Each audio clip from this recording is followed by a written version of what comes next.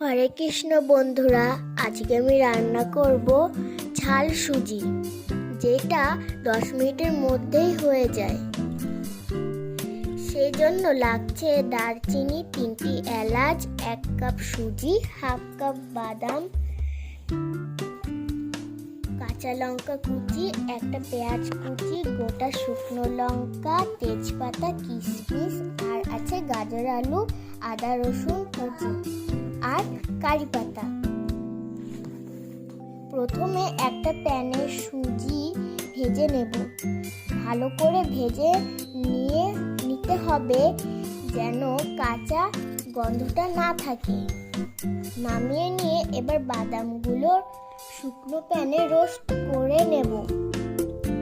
বাদামের খোসা ছাড়িয়ে রেখে দিতে হবে।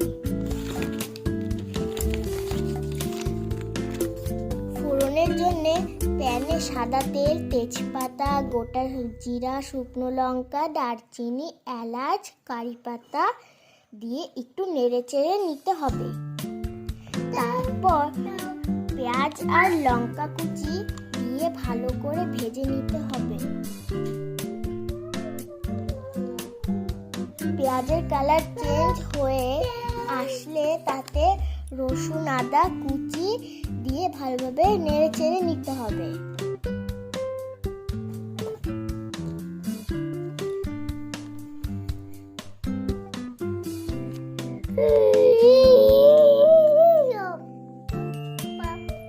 রসুনের কাঁচা গন্ধটা যদি না থাকে, কেটে রাখা আলু ও গাজর দিয়ে দেব। আলু সিদ্ধ হয়ে আসলে ওর ভেতর বাদাম, কিশমিশ, স্বাদ মতন লবণ ও চিনি দিয়ে দেব। ভালো করে মিশিয়ে নিয়ে 1 কাপ গরম জল দিয়ে দেব। ভালো করে নাড়তে হবে, না হলে সুজি দলা পাকিয়ে যাবে। ভালো করে নাড়া হয়ে গেলে তার মধ্যে 1 চামচ ঘি দিয়ে দেব। তারপর গ্যাস অফ করে 5 মিনিটের জন্য ঢাকা দিয়ে দেব। ঢাকনা খুলে পরিবেশন করুন গরম গরম সুজি, ঝাল সুজি বা সুজির উপমা। যদি আমার ভিডিওটা আপনাদের ভালো লাগে তাহলে লাইক ও সাবস্ক্রাইব করে দেবেন আর কমেন্টে বলবেন কেমন হয়েছে।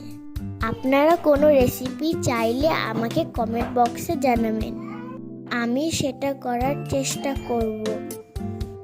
আজকে থাকলো এই অবধি, পরে দেখা হবে অন্য ভিডিওতে। Tata, bye bye.